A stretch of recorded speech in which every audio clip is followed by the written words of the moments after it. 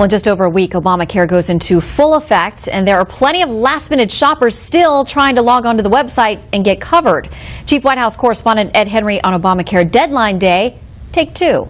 President Obama is trying to project a Hawaiian what me worry kind of attitude. After a brutal year, his biggest disappointment on vacation so far has been a putt he missed by just 1 foot.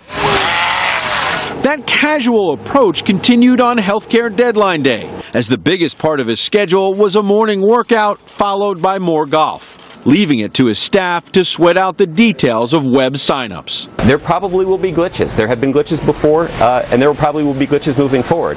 But we have put in place a team of experts who are working through the holidays to try to minimize that inconvenience. Top White House officials are warning of potential problems to better manage expectations, having learned from the last deadline on October 1st, when Secretary Kathleen Sebelius told Congress and the public everything was just fine. Since I'm in charge, obviously we screwed it up. This deadline could be even more critical because if there's another presidential stumble and the actual enrollment numbers are still far below the goal, nervous Democrats facing the voters in November could join Republicans in making sure Congress, which has the power of the purse, makes more dramatic changes to the law.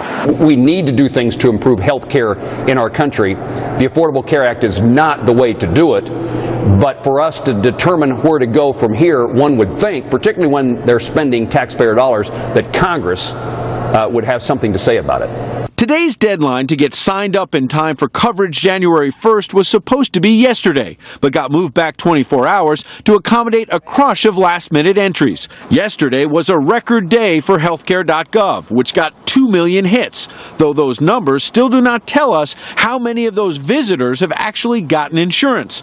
Those shell-shocked officials who have seen the president's poll numbers dive have set a pretty low bar and now seem relieved to just be able to say the website did not crash again. The website was sturdy, it stayed up, and people were able to shop for healthcare options and in many cases choose healthcare options that made the most sense for their family.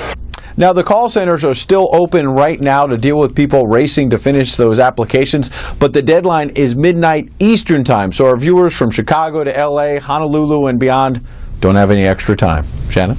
And important to note, Ed Henry, thank you.